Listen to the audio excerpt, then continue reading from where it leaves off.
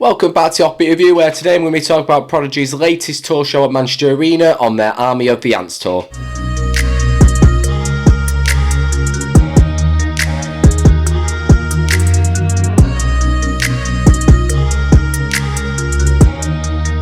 Before the video starts, make sure you follow our socials in the description and subscribe so you never miss an episode. Before I start talking about the gig, make sure you are checking out Rockstars. All the links are in the description. This is in partnership with them. I'm a main collaborator with a couple of interviews coming up with some really big artists. And also, if this is your first time here, make sure you do subscribe to my channel so you never miss a review. Check out my past content. There's lots of reviews and also podcasts available there for you. If you're listening on Spotify, make sure you hit that follow as well so you'll never miss an episode. So, with this review, it's going to be a little bit up and down. There was some things that I certainly didn't like, and there was also parts that were great throughout the night, which I will dive into. On the whole, with Manchester Arena, it is a great venue. It's probably the best venue in Manchester in my opinion, but it is a big venue, so that's what you would expect. Sound system, fantastic all night, can't complain at all.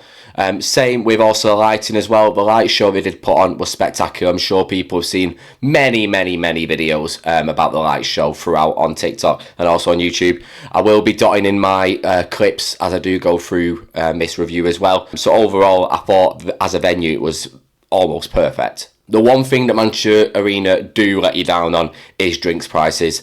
I mean, I can't remember if it was £8 or £8.50 for a pint, but it's absolutely absurd. I can't believe that they are charging people that much for a pint of Moretti. It's not the best for drinks, I won't lie to you. There's also quite a lot of queues in there as well.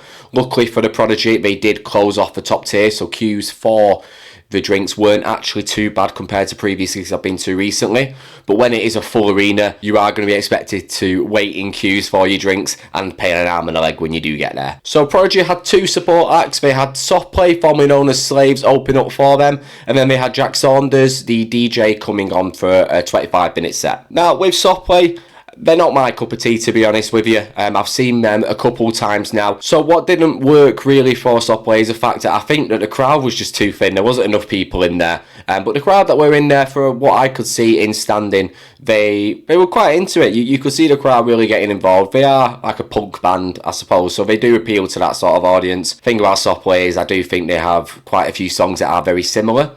But I can appreciate kind of like what they do as a band. Next, Jack Saunders did come on and did about a 25 to 30 minute long sort of DJ set where he played quite a few well-known drum and bass songs from the last few years.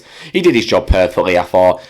His song choice was very good. Mixing was a little bit here and there. I've got a few friends who do DJ, so I can appreciate kind of how hard mixing is as well.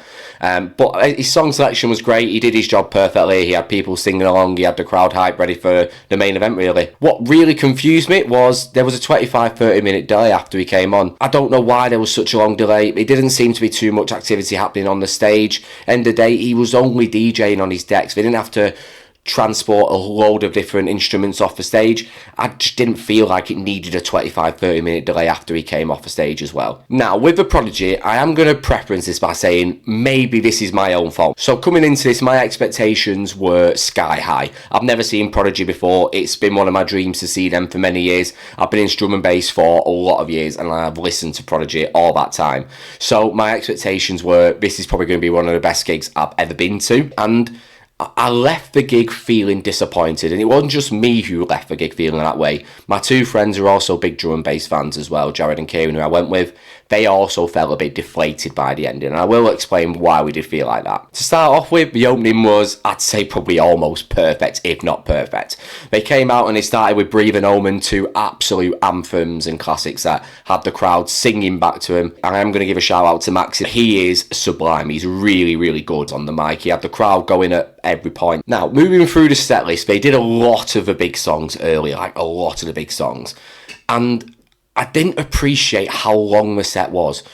In my eyes, if you're playing an arena headline show and you're charging £50, which is a lot of money for a show, and you're only doing an hour-long set, so Prodigy only did an hour, about an hour 15 set, I just don't think that's long enough. Every other band that I've seen, every other act that I've seen there, they've done an hour 30 minimum, if not hour 45, sometimes 2 hours. I don't understand how you can't do that.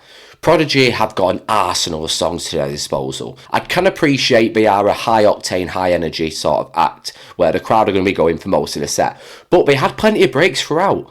So I felt like the crowd could have done with more.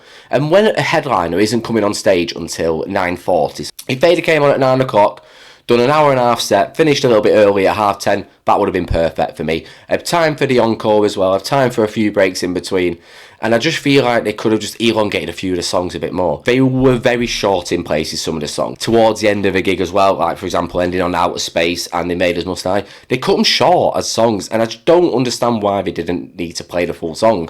I do understand they're trying to include it like a DJ set, so you are going to chop and change on songs quite a lot, but you're doing an arena headline show, just play the full song. You certainly can do.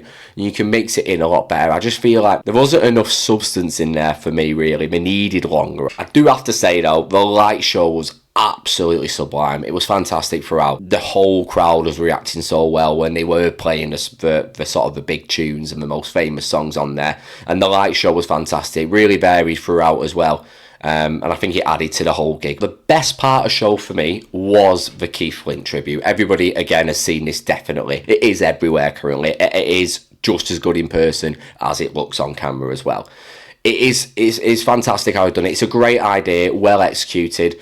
The only problem for me is I don't understand why they're doing it 20 minutes into the set. For me, the tribute would have been perfect at the start of the encore or even to finish. I just don't understand why it was so early.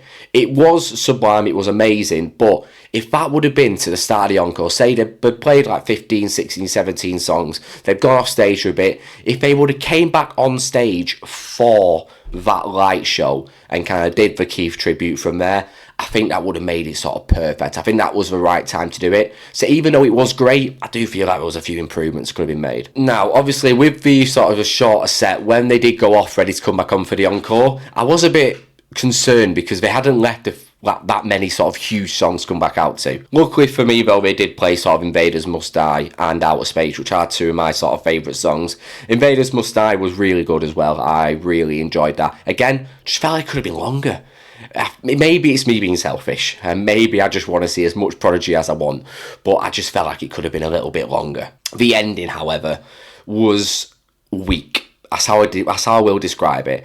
Outer Space, they played a very short version of that song. They didn't play sort of like a full minute and a half of a song. The gig could have ended a lot better. It could have ended a lot more high energy rather than just sort of like, is that it? Which is a bit surprising when you're seeing a band like the Prodigy.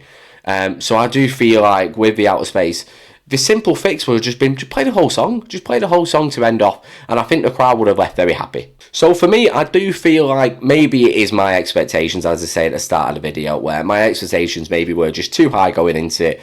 I've seen a lot of positive reviews out there, which I am glad for. So maybe it is just me, but for me, I just felt like they could have been a lot stronger as a set. It was a good set, don't get me wrong. Me and my friends had a good time, but we left disappointed, whereas I felt like that could have been the pinnacle of our sort of year at gigs. Here are a few videos as well from the gig so you can experience exactly what it was like in the standing area as well. It won't go away.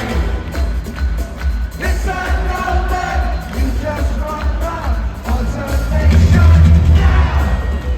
The writing's on the wall. It won't go away. Listen, no way. Yeah, yeah. Say what we want. We are the Prodigy crew.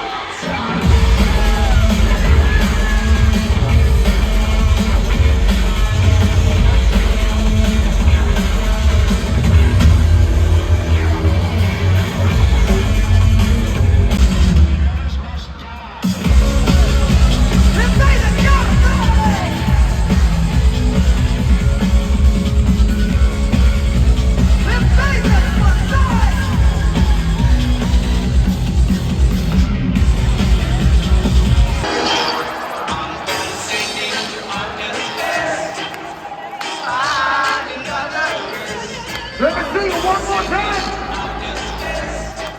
Everybody represent. Yeah.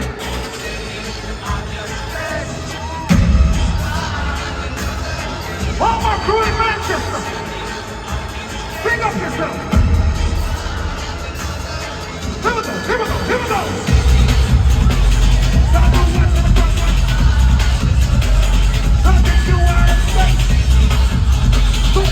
Now, if you have seen Prodigy on this tour and you don't agree with my opinion, please let me know in the comments down below or message me on social media. I'd love to hear your viewpoints as well. Same if you've got any kind of better videos than I took, make sure you send them over to me. As I said as well at the start of the video, make sure if you are watching on YouTube, you do like, comment and subscribe. It really does help push his content out there. If you don't agree with me, just tell me. Music is all about opinions, and I'm more than happy to kind of listen to everyone else's opinions. Maybe it's just me being in a grump because I wanted a bit more. Maybe it was my expectations that were too high. I can appreciate that. So just let me know what you thought on there. If you saw them in a different city, let me know what differences they did in the set as well. So I'll see you in the next video. Thank you very much for watching.